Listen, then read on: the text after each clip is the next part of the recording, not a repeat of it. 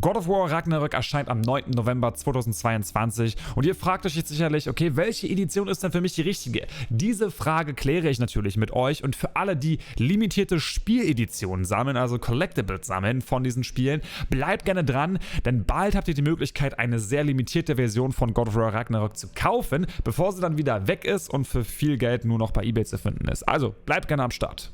Bevor wir uns die Edition im Detail anschauen, möchte ich euch aber noch einen Hinweis geben bzw. allgemeine Infos. Die meisten wissen es ja eh von euch, allerdings ist God of War Ragnarök PlayStation exklusiv. Das heißt also, alle mit einer PS5 und einer PS4 werden am 9. November die Möglichkeit haben, das Ganze zu spielen. Alle anderen erst einmal nicht. Bei God of War, dem Vorgänger, war es ja so, dass es dann irgendwann auch für den PC verfügbar war, ähnlich wie bei Horizon Zero Dawn. Und dementsprechend kann man vermuten, dass das hier auch passiert. Insgesamt wird es 4 Versionen von God of War Ragnarök geben und 2 davon werden Collectors Editions sein. Hierbei ein ganz großer Hinweis für die Personen, die eine extrem schlechte Internetleitung haben oder die CD wirklich physisch haben wollen, denn in diesen beiden Versionen bekommt ihr die CD nicht geliefert. Ihr bekommt einen Download-Code, den findet ihr dann in der Collectors Edition selbst, müsst also erstmal warten, bis das Paket da ist, könnt es nicht vorab laden und wenn das Paket da ist, könnt ihr wahrscheinlich am Release-Tag anfangen, erstmal den halben Tag das Spiel runterzuladen. Ich denke, das ist wirklich eine wichtige Information für alle, die eine sehr schlechte Internetleitung haben. Für alle anderen, die 250 Mbit oder 500 Mbit haben, das ist, glaube ich, egal. Allerdings wollte ich das nur mal loswerden. Aber lasst uns mal jetzt mit den Versionen anfangen. 4 gibt es ja an der Zahl und wir fangen mit der Standard-Edition an. Die hat halt das Hauptspiel und wenn ihr das Ganze vor dem Launch kauft, ist es die Launch Edition und da bekommt ihr noch 2 Collectibles bzw. 2 Cosmetics mit zu. Einmal eine Rüstung für Kratos, nämlich eine Schneerüstung und einmal für Atreus auch eine Tunika, eine Schneetunika. Mehr ist in dieser ersten Version tatsächlich auch nicht erhalten. Wenn ihr das Spiel nach dem 9. November kauft, ist es nur das Hauptspiel und ihr habt diese beiden Rüstungen nicht enthalten. Offizielle Preise für all diese Versionen haben wir noch nicht bekommen für dieses Spiel. Allerdings können wir uns an Skull and Bones orientieren. Da kostet die Standard-Edition auf der PlayStation 80 €, wegen der Inflation höchstwahrscheinlich. Und ich denke mal, God of War in der Launch Edition wird auch 80 € kosten. Wenn ihr diese Standard-Edition auf der PlayStation 4 gekauft habt, müsstet ihr theoretisch für ein Upgrade auf der PlayStation 5 nochmal $10, aka 10 € zahlen. Wenn ihr die nächste Edition kauft, nämlich die Digital Deluxe Edition, müsst ihr das nicht tun. Die wird, denke ich mal, vom Preis her 10 € teurer sein. Das heißt also 90 € kann ich mir gut vorstellen. Und da ist Folgendes enthalten. Natürlich, wie auch schon in der Edition davor, das Hauptspiel für PlayStation 4 und PlayStation 5.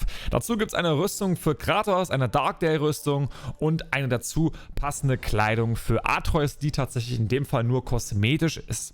Ja, passend dazu gibt es auch Darkdale Klingengriffe für die Chaosklingen und auch einen Axtgriff für die Leviathan-Axt. Das natürlich auch nur für Kratos, ist ja klar. Was mittlerweile schon Standard ist, dennoch aber bei diesen großen Publishern immer gut ist, sind die Soundtracks. Ihr habt nämlich hier auch den digitalen Soundtrack zu God of War Ragnarök mit bei. Dazu gibt es noch ein digitales Artbook. Ich bin nicht so ein Freund davon, um ehrlich zu sein. Allerdings ist das Ganze von Dark Horse und die haben schon eine Menge Erfahrung mit Comics und dementsprechend gehe ich davon aus, dass wir da wirklich ein schönes digitales Artbook bekommen werden. Physisch wäre natürlich immer schöner, aber das ist natürlich die Digital Deluxe Edition und nicht die Physical Deluxe Edition. Ein Avatar-Set wird es auch geben und ein PlayStation 4 Theme. Ich habe leider keine PlayStation 5, deswegen weiß ich nicht, ob es das auch auf der PS5 gibt. Könnt ihr mir mal gerne in die Kommentare reinschreiben, aber das war es auf jeden Fall. Ich denke, das wird wie gesagt 90 € kosten, 10 € mehr und dafür kann man es auf jeden Fall machen. Kommen wir jetzt zum Herzstück dieses Videos, nämlich die Collectors Edition. Die wollt ihr alle sehen, ihr wollt wissen, wie teuer die sind und was die enthalten werden. Es gibt 2 davon. Die erste ist, sage ich mal, die Low-Key Collectors Edition und die hat alle Inhalte der Digital Deluxe Edition, ist klar. Dazu wird es ein Steelbook geben und ich habe es euch ja zu Beginn des Videos erklärt, in diesem Collectors Edition werdet ihr keine physischen CDs haben. Deswegen finde ich das tatsächlich ein bisschen unnötig. Das sieht natürlich nice aus, aber was sollen wir damit machen?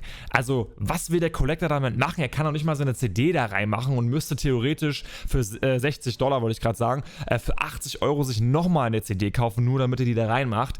Finde ich so ein bisschen unnötig. Da hätte man sich was anderes einfallen lassen können. Und auch in der Zukunft hoffe ich, dass sich die Publisher was anderes einfallen lassen. 2 kleine Figuren wird es auch geben, und zwar von den Vanir-Zwillingen im Design einer Holzschnitzerei. Und das lehnt natürlich an die Spielzeuge von Atreus an, die er im ersten Teil hatte.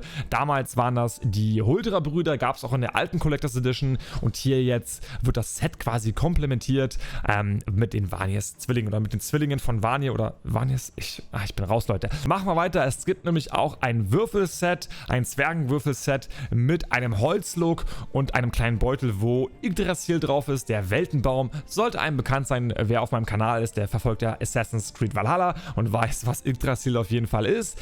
Der verbindet alle 9 Welten und der ist auf diesem Beutel drauf. Nice to have. Ihr könnt mir mal ganz kurz erklären, was man mit diesen Würfeln machen kann, ob es die im Spiel wirklich gibt, ob man die nutzt in einem Minigame, so ähnlich wie mit Urlock in Assassin's Creed Valhalla. Könnt ihr mir auch gerne mal in die Kommentare schreiben. Und kommen wir nun zum Herzstück dieser Collectors Edition, der Replika von Thors Hammer Mjölnir. Die soll 16 Inch groß sein. Ich weiß nicht, wie viel Zentimeter das sind. Habe ich da einen Vergleich? Lass mich mal ganz kurz zwischen meinen Beinen. Was? Vergesst, was ich gesagt habe. Auf jeden Fall ist das ein sehr detaillierter Hammer, unglaublich schöne Carvings. Ich habe das deutsche Wort leider nicht mehr im Kopf. Schnitzereien im Stein und auch sehr massiv, zumindest laut dem Video beim Unboxing von PlayStation. Sehr, sehr schöner Hammer und ich glaube ein schönes Stück, was man sich schön auf den Tisch stellen kann, wenn man ihn bräuchte. Beziehungsweise wenn man ihn anheben kann. Preislich gesehen werden wir uns da sicherlich im Rahmen von 200 € bewegen. Das war ja auch schon bei der Collectors Edition von Horizon Forbidden West so. Da hat diese normale Collectors Edition halt auch 200 gekostet. Und hier wird es wahrscheinlich auch so sein. Oder inflationär bedingt ein bisschen mehr. Das Beste kommt natürlich zum Schluss und die ultimative Jötnar Edition von God of War Ragnarök wird alles beinhalten, was ich eben gerade genannt habe, mit ein paar kleinen Änderungen. Die erste Änderung betrifft das Würfelset. Hierbei sehen wir, dass die Würfel eine andere Farbe haben, einen metallischen Look anstatt einen Holzlook und auf dem Beutel selbst ist nicht Yggdrasil drauf, sondern das Logo von den Huldra-Brüdern. Dieses Set ist einer besonderen Person gewidmet, nämlich Brok. Brok ist einer der 3 Söhne von Ivaldi und diese haben 3 Dinge geschmiedet. Mjölnirs Hammer, der ja auch hier enthalten ist, den goldenen Eber Gullinborsti für Freyja und einen legendären Ring mit dem Namen Draupnir. Und der ist hier als Add-on auch enthalten, den gibt es in der normalen Collectors Edition nicht und der hat die Fähigkeit, sich selbst zu vervielfältigen. Wozu das gut ist? Ich habe keine Ahnung. Könnt ihr mir ja mal beantworten. Ich finde es immer cool, wenn man in der Collectors Edition ein Set oder Stück hat, welches man auch im Alltag verwenden kann. Wie zum Beispiel dieses Pinset hier, was drin ist. Wir haben dort 3 Tiere abgebildet, die stehen natürlich für 3 Personen. Der Falke für die Mutter von Atreus, Faye, dann der Wolf für Atreus selbst und natürlich der Bär für Kratos. Für die Musikfans gibt es in dieser Jötnar Edition auch noch etwas, und zwar ein 7-Inch Vinyl von dem Musiker Bear McCreary. Ich kenne ihn leider nicht, aber hier sind 2 Tracks von ihm drauf und ich bin mir sicher, die klingen ziemlich gut. Das Artwork vorne drauf ist auch ziemlich gut. Ich vermute mal, das ist die Hand von Kratos und von Atreus. Und das letzte Stück dieser Collectors Edition, was das Ganze auch schön besonders macht, finde ich, ist eine Stoffkarte von den 9 Welten. Wir sehen hier Yggdrasil und jede der 9 Welten. Ziemlich coole Sache, gerade für mich auch, weil ich Assassin's Creed Valhalla ja bis zum geht nicht mehr gespielt habe und da diese 9 Welten auch eine wichtige Rolle spielen. Finde ich auf jeden Fall eine schöne Idee und vor allen Dingen auch, dass es eine Stoffkarte ist und keine Papierkarte oder so. Preislich gesehen bewegen wir uns hier sicherlich bei einem Preisrahmen von 230 €. Ist natürlich noch nicht offiziell.